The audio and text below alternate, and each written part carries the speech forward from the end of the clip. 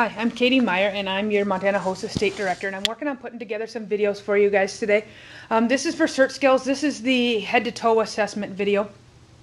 I've made a head-to-toe assessment video that's very similar in the trauma video for EMT, but this one's different. So I want you to realize that even though the skill's the same, the rubrics are different based on what we expect you to know at each level. I think CERT's a little bit easier because you're not making as many decisions for your patients.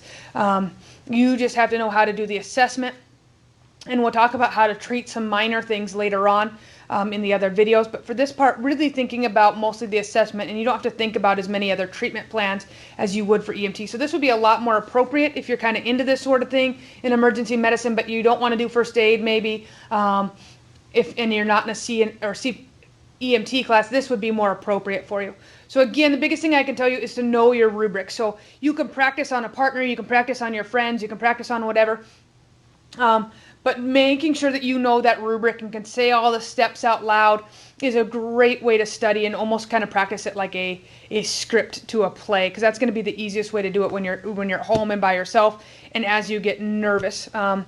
So we're always going to say things out loud so the judges know that what it corresponds to on the rubric, or if they're looking down, that they know what you are doing. So you are going to, in this one, start off by donning your personal protective equipment. So I'd go ahead and verbalize what that would be as a CERT skill rescuer. You are going to don a helmet. Don just means to put on. Goggles, gloves, a dust mask, an N95 mask, boots, and you can verbalize all those. You might want to put on gloves and goggles just to remind you to do that out of your jump kit. But make sure you do that step. And then you're going to identify a patient to assess. So there might be multiple patients, because remember, this is a teamwork event.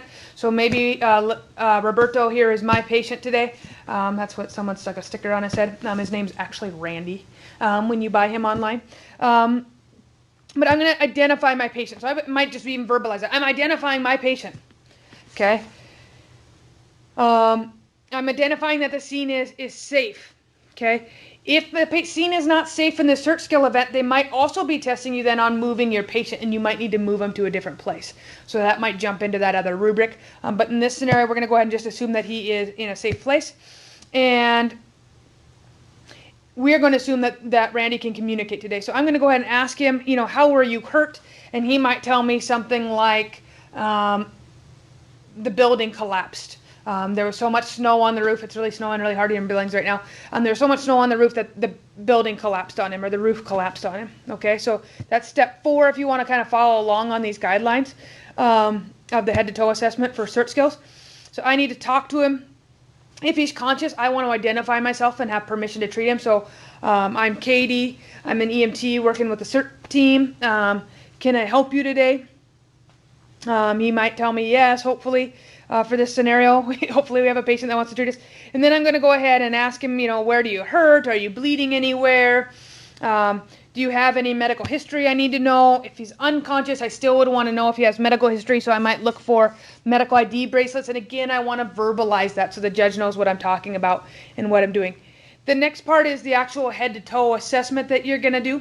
And as CERT people, we don't do a lot of training. We're kind of triaging and treating major bleeds, but you don't have to think a ton about, other types of treatment that the EMT might. So you're just going to kind of come on up to the head, and you are going to verbalize that you're searching for DCAP BTLS. In EMT, we use more wounds, tenderness, deformities is a little more current, but you're going to feel, remember, you have a lot of facial bones, so you're going to feel all around here, looking in his ears and his eyes, nose, mouth, okay? And you're going to check all the way in there. Verbalize often that you're checking your gloves, looking for blood, because it might be dark and hard to see through there. Checking his neck. Verbalize if you find anything. So in this one, they might use some moulage, or they might have some stuff going on, or they might have like a fake wound going on his arm. So if you see something, go ahead and verbalize, hey, I see this, I see that. If you're not sure what it's supposed to be trying to do in the makeup type thing, or the mannequins. We're doing this at City College in Billings, so we may have access to their really cool mannequins that say and do stuff. So just kind of know that we have some options there. It might be a live person, so feel comfortable touching live humans as well as mannequins if you're going to do this event. We're going to check the neck. So you don't know about things like JVD and tracheal deviation that we would be talking about in EMT. We're just checking. If you notice anything weird, you're going to verbalize it. His chest, check your collarbone, check down the sternum, ribs. Again, if you see something, an open wound, you're gonna let them know, but we don't, as CERT skills, have to know how to treat that. You're gonna check the abdomen in all 4 quadrants. The arms, I like to move my hands down their arms kind of in a split fashion. Again, checking for DCAP BTLS, which is just an acronym that you can look up there. It just stands for a bunch of different types of injuries. But I can feel that crepitus or that bone moving if I have my arms separated like that. Make sure you do both of them. Okay. I like to check for pulses when I'm here too, so that's going to kind of skip ahead a little bit to a different step 9. It says check for pulses in all extremities. I do it while I'm here so that I'm not wasting time jumping back and forth, and so that I don't forget to do it. So go ahead and check it. It's okay if you do that out of order and you follow the rubric because you want to follow steps and that's how your brain works. That's okay. I'm going to get down to the pelvis. We press down. Oops. Sorry, this thing's my remote. When I try to move it out of my way, I move off screen. Press down and press in on the hips. You would verbalize it. You would also check the pubis. You don't have to touch there in the scenario if it's a live person. Okay, legs are just like the arms. Okay, wounds, tenderness, deformities, or DCAP, BTLS. And again, you're going to check for some pulses down there. Again, verbalize it. You keep checking your hands for blood or for anything else going on.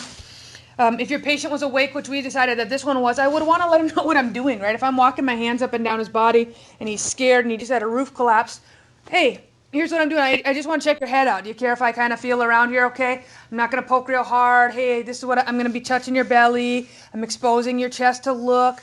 Talk to them throughout the way because that's going to get you some points there. Really try to minimize moving their spine and their head. So again, when I'm checking the head, I'm not lifting his head all up. He kind of sits really weird where his head's kind of high. But you're not lifting and moving that because that could cause danger to their spinal cord for spinal cord injuries. And in this one, you don't have somebody to hold C-spine for you. So these are some of the differences with EMT.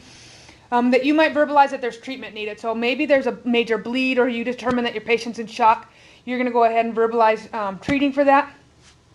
And then you're going to have a treatment area record where you're going to record what types of things you found on this patient. And again, just did you talk to this patient verbally and non-verbally well. So that's your head-to-toe assessment for CERT skills. Both of you should know how to do this on your team because you both might be doing this skill. Reach out if you guys have any questions.